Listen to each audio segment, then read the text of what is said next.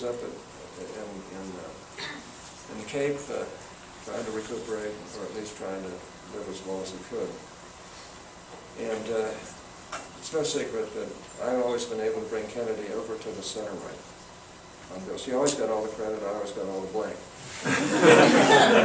But he was the single best Democrat legislator, head and shoulders above any other Democrat in the Senate. And for some reason, he loved to be with me. Always going to the center right, which was a big thing. That a lot of conservatives didn't like even at that, because they didn't like Senator Kennedy.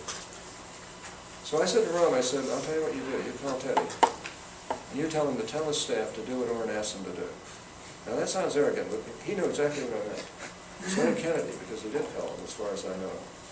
Because Kennedy then came down, met with me, and said he'd work with me. Had he done that, we would have had a bill that would have been more state-oriented, more oriented to the states, so we could check 50 states and see what works and what doesn't work. Every state has different demographics. Every state has different problems. It's good to allow them to work out their own problems rather than a one-size-fits-all federal government stupid dumbass program.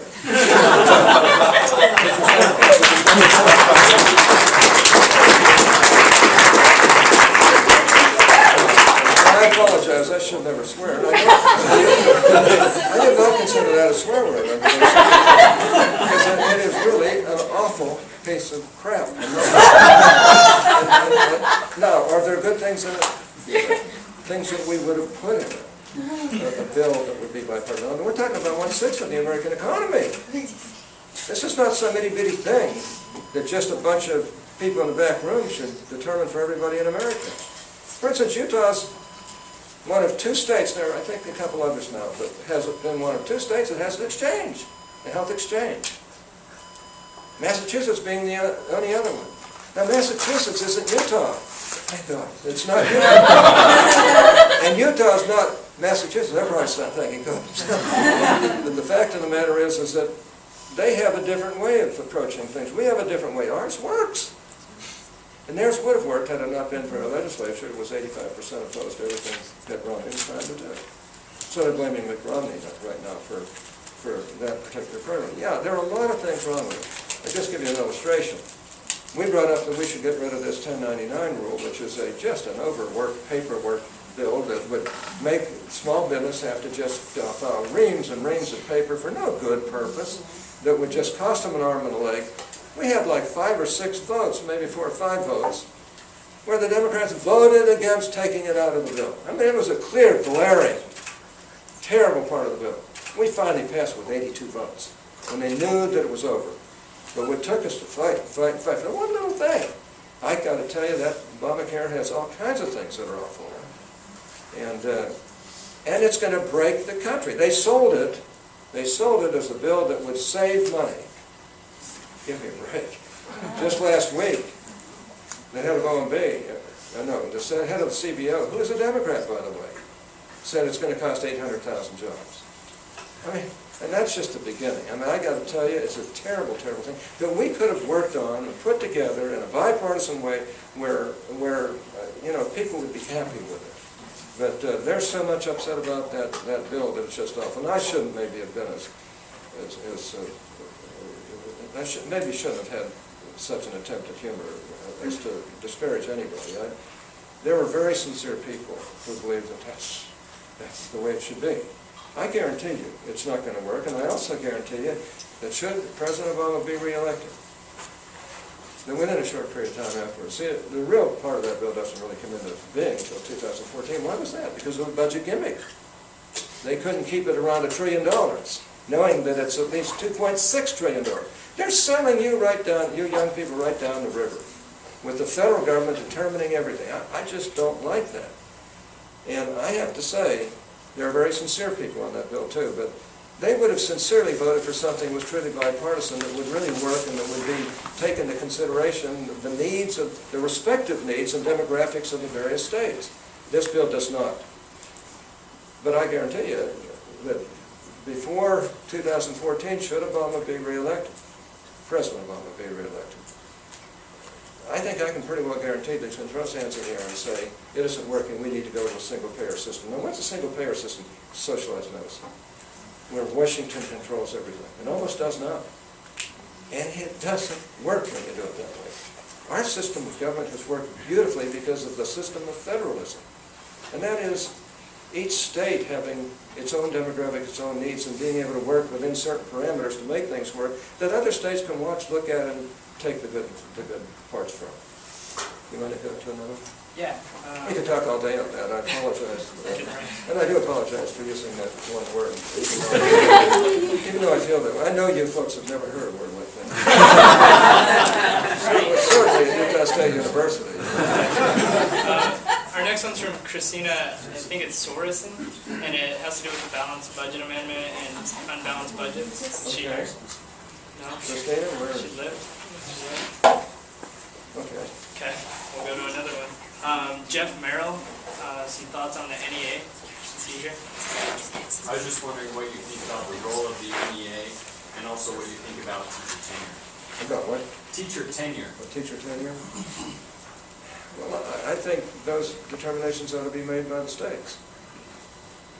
I mean, that's what the states are for. Our demographics are different. Our approaches to life are different. Our people are different. And we like to be free. And when you start encroaching on liberty, and you start telling everybody what to do from Washington, you're decreasing liberty. And frankly, if a state wants tenure, that's a state's privilege. Now you might go a little bit farther and say what's happening in Wisconsin. Do you realize that the private sector unions are a little less than 7% of the workforce? A little less than 7%. And they're suddenly starting to wake up and realize that they're paying for the excesses of the public sector unions that are pricing states out of the marketplace and the federal government out of the marketplace. And they're getting mad about it, with good reason.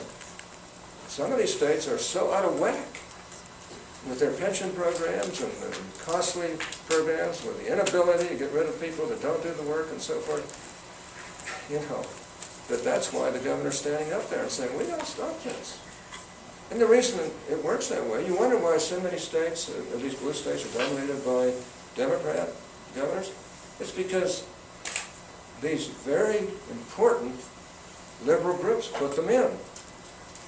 In the union movement, when you're talking to somebody who earned a union card, went through a formal apprenticeship program in a skilled trade, learned it, became a journeyman metal anther, very skilled trade at the time, no longer in existence, because they priced themselves out of the marketplace.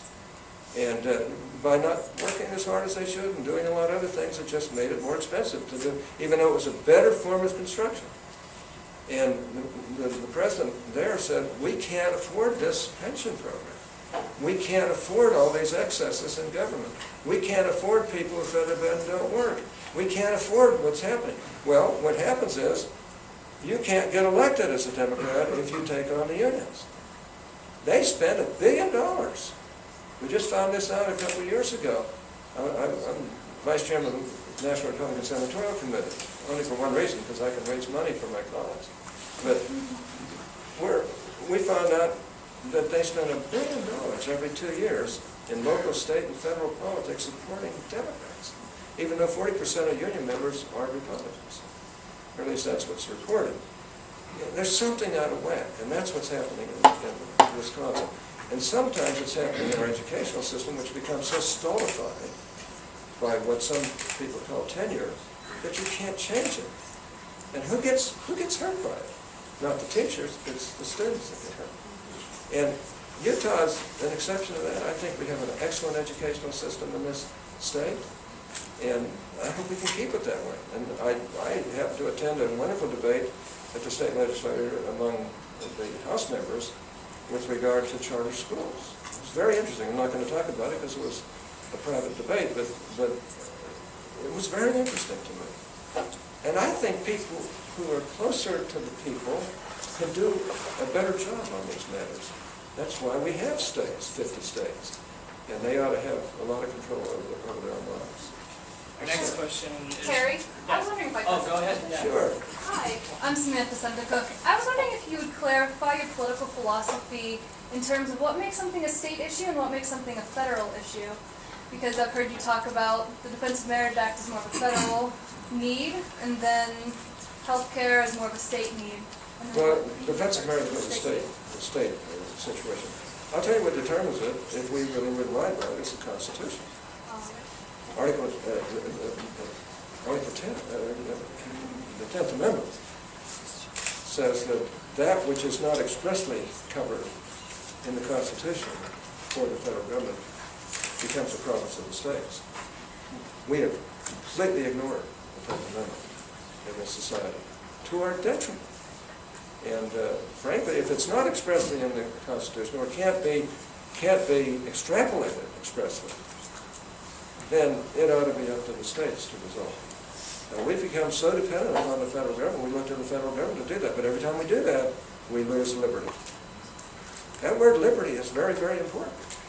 And the Constitution hasn't survived for all these more than 200 years because it's a stupid document. No, it survived because it's a great document. At least 165 countries in this world have tried to copy it. And their constitutions don't work anywhere near as well as ours. But ours is in danger. And again, I'll come back to you young people. Are you going to let them keep spending us blind? Are you going to let them, under the guise of being compassionate, spin this country into oblivion? I can give you all kinds of illustrations where right here in Utah we're being stultified because of actions of the federal government. And what about, I'd like to go through all kinds of illustrations. I won't do that, but the Constitution should be the guide. And unfortunately, we're getting away from it. And a lot of that comes because of politics. And we should never allow the Constitution to be diminished in any way, shape, or form. Yes, and that. Hi, I'm Mikhail. I just wondered, what do you think of President Obama's statement during the State of the Union? That I can't quite hear. What about President Obama? During the State of the Union, What do you think when he said that he would veto any bill that came to him with an earmark? Do you think he'll hold to that? No, I don't. He knew that was the popular thing of the day. Now look, I voted against earmarks for a moratorium on earmarks. So I think it's time for everybody to take a deep breath, look at what we're doing, get spending under control, and hopefully find a way that you have a future like we have. Look, this is the greatest country in the world, bar none, but we're in danger of losing it. And it's mainly because of the federal government, and excesses in the federal government, and excesses in liberal philosophy. And sometimes you can go so far right that the really far right people sometimes meet at the bottom of the circle with the far left, where they're very conveniently start looking at each other and say, my goodness, we're not that far apart. But the fact of the matter is that I'm a conservative. I believe in conservative principles, which basically stand for limited government and constitutional principles. I think it's a far superior philosophy to being liberal. On the other hand, when conservatives say, we can't do anything for anybody who's in need, that may be something that we have to question. We have to really, and when conservatives are not willing to stand up and do something about entitlement programs, which has been the case in many ways, and are willing to let your futures be put off, so to speak, that's wrong. Most conservatives aren't like that, but I know. But look at what the liberal Democrats have said. They said, we're willing to put a freeze on discretionary programs. That's what the president said, right? A freeze.